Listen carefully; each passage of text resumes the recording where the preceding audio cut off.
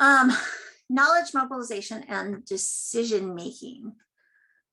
So I have less to say here, and I'm more interested in what people are experiencing. I think for those who heard the beginning section when we were talking about what Spark is, and the comment that Kim Ritchie made about what's happening in the community and sort of the way that different methods are evolving because people are out there trying to solve social problems, and the relationship between that and methodology within academic centers. That's the heart of what really thinking about knowledge mobilization is. And I will confess, as someone who comes from community practice, I have a little bit of a instinctive negative reaction to the term knowledge mobilization. Because to me, knowledge is useful or non-useful depending on context. And that to mobilize knowledge outside of really understanding what are the particular decisions, what are the particular pain points or experiences that people are trying to answer questions to out in the world, that what I know might be able to help inform. That when it's in context, that makes a whole lot of sense. But I think a lot of the thrust of, across many universities, a lot of the thrust of knowledge mobilization is, I found something, let me make sure to put it out into the world. And it may or may not be appropriate to the time and sort of the major thrusts of conversation, or the things that people need in the world at that moment. And so I think kind of recognizing these time horizons of what is really relevant in particular communities with particular problems or decisions that they need to be able to resolve. And can I think about my research as being in conversation with what's really emerging, as opposed to, I've discovered something and now I need to put up a website and make sure that people know about it. We're at this place where there's so much information out there. There's so much demand for people's eyeballs that a lot of people will put in quite a bit of effort to try to get their research out there, and they're not getting much response. And that really has to do with the match between, is this something that it's the moment to capture people's attention with this work, if that is matching what people are putting out there.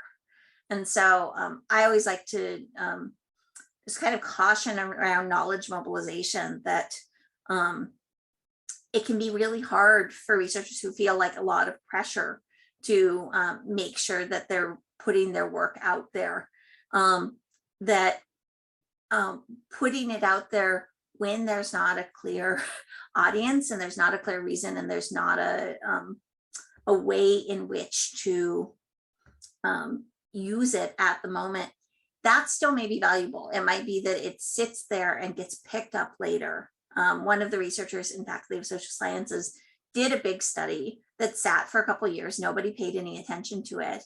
And then something happened and suddenly it exploded. And everyone was paying a lot of attention to it.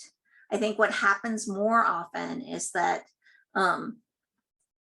people who are pretty sort of savvy about applying their research to particular discussions out in the world may have research that's several years old, but they're recognizing, okay, this thing is coming out. And so they're going to kind of re-roll out their discoveries and begin to sort of put that out there, or update their research knowing that this is becoming an issue.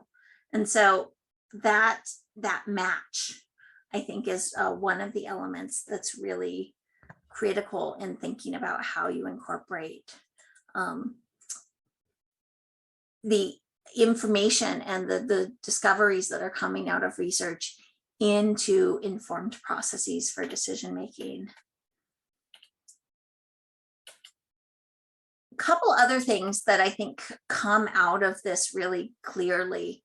There's incredible work that's coming out of both neuroscience, psychology, and also behavioral economics around understanding how brains work and the kinds of shortcuts and mental models that we have to be able to understand what information we take in and what information we reject. We did a whole series last year called Relevant Research that was all about approaching sharing information and knowledge. All of the videos are available on the Spark Mac Video website. You can just search Mac Video for the Spark channel. And there are a series of videos by a man named Brian Southwell, who is one of the great experts in being able to study how people think about particular issues, and then being able to adjust the messaging that you use in order to be able to have them hear what you are talking about. So the example that he gives that I think is quite amazing is if people remember the Zika virus. In the early days of the Zika virus, what everyone was hearing was that it was mosquito borne. In the areas of South America where it was really strong, there had been a long history of mosquito-borne illnesses. And so people were like, okay, this is another mosquito-borne illness. And did not think about that it is also sexually transmitted. It's not that that wasn't part of what was being communicated about the virus. It's that they heard mosquito-borne and had a strong mental model around what it means to be a mosquito-borne illness. And so kind of jumped directly into this is what this looks like. This is how this relates to my life. And so it ended up being this process that he and his team did to really understand, okay, that's the model of what's going on that people are understanding. But in terms of how this disease is actually spreading, it's largely spreading in a sexual way. And so we have to completely change how we're communicating it in order that the first thing that sparks in people's brains is not that it's mosquito-borne, but that it's sexually transmitted.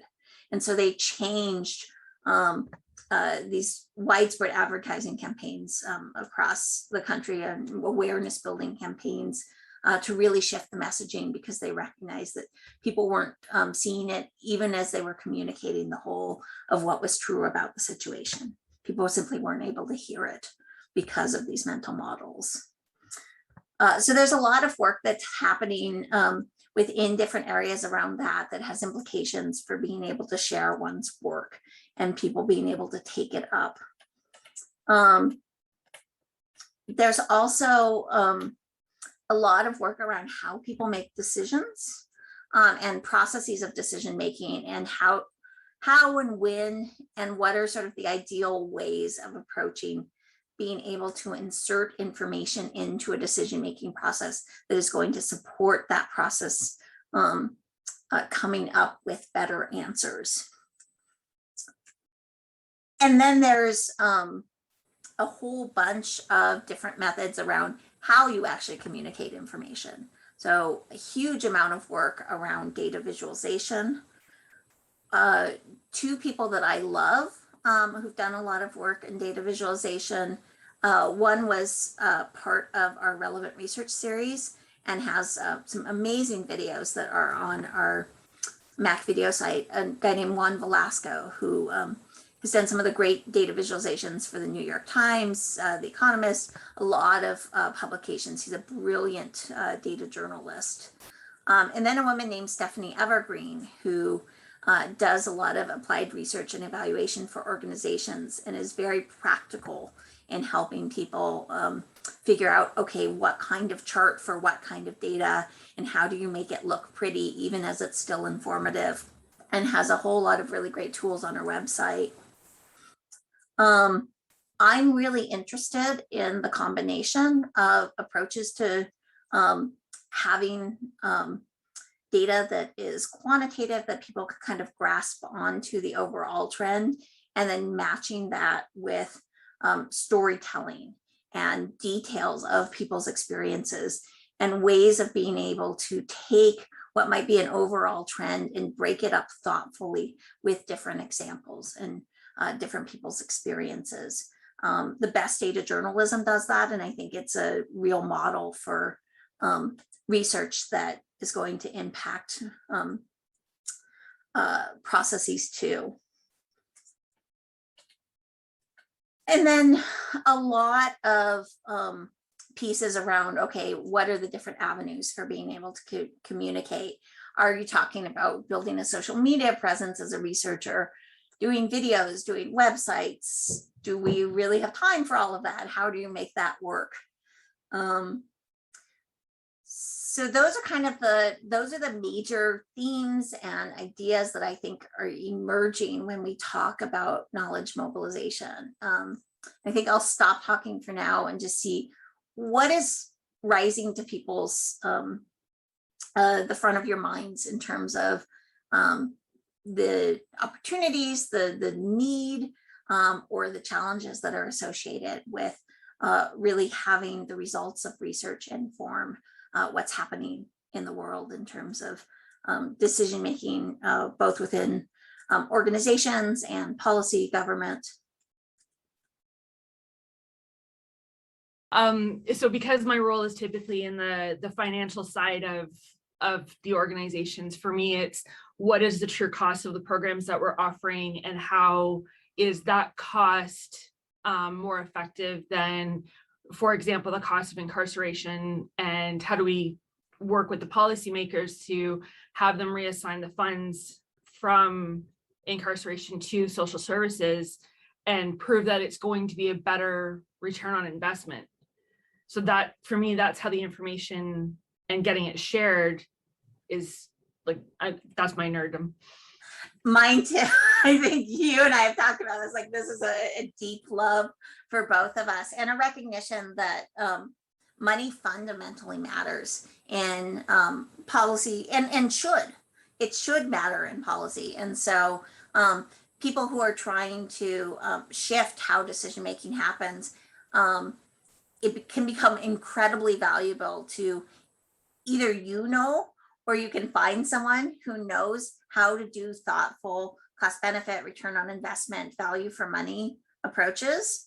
And the other thing I'll say is there has been a proliferation in those approaches, a recognition that a lot of the early approaches to costing out how much different kinds of interventions cost, and then the social benefits of them, were for a long time very rigid, very not terribly creative in how they were done, and often were kind of wrong in the conclusions they made. And so we're also seeing those methods becoming much better and much more thoughtful.